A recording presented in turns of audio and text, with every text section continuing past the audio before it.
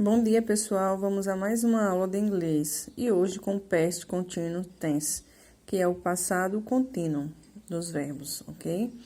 Então, utilizamos, o past continuous para, letra A, indicar ações que estavam ocorrendo no passado com continuidade.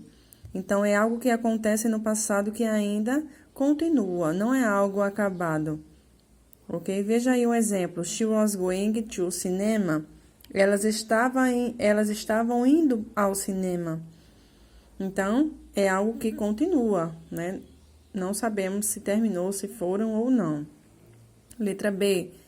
Quando duas orações, duas ações ou mais estavam em progresso ao mesmo tempo no passado. Veja aí o exemplo. She was sleeping when the phone rang. Então, ela estava dormindo quando o telefone tocou. Então, é algo que está inacabado. Só é algo acabado quando eu pratico uma ação e ela acaba lá mesmo no passado. Então, corri muito ontem. Então, foi algo que passou, que acabou. Mas essas ações ainda estão acontecendo. E como é que se forma aí? Como é que vai se formar o passado contínuo?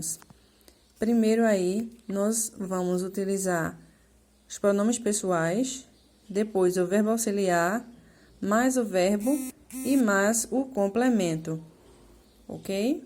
Então, para o I, he, she e it, utilizamos o verbo auxiliar was. Para o I e o they, nós vamos utilizar o verbo auxiliar were. Ok, pessoal? Então, todas as vezes que na frase vier com esses 4 pronomes pessoais, então, utilizamos o verbo auxiliar was. E quando na frase vier com esses 3 pronomes pessoais, utilizamos o verbo auxiliar were. Ok? E temos aí as 3 formas, né? Temos aí a afirmativa, a negativa e a interrogativa.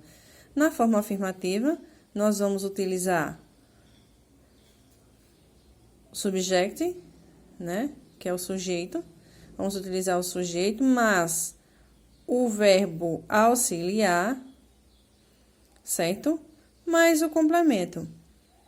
Na forma negativa, nós vamos colocar aí, olha, o not, que da forma acoplada fica dessa forma, o wasn't, mais o complemento. E sempre vem após o sujeito, tá certo? Já na forma afirmativa, ou melhor, na forma interrogativa, primeiro vem o verbo auxiliar, tá? O was ou were. Primeiro vem o verbo auxiliar, para depois vir o subject, que é o sujeito, tá bom? E o restante da frase com a interrogação,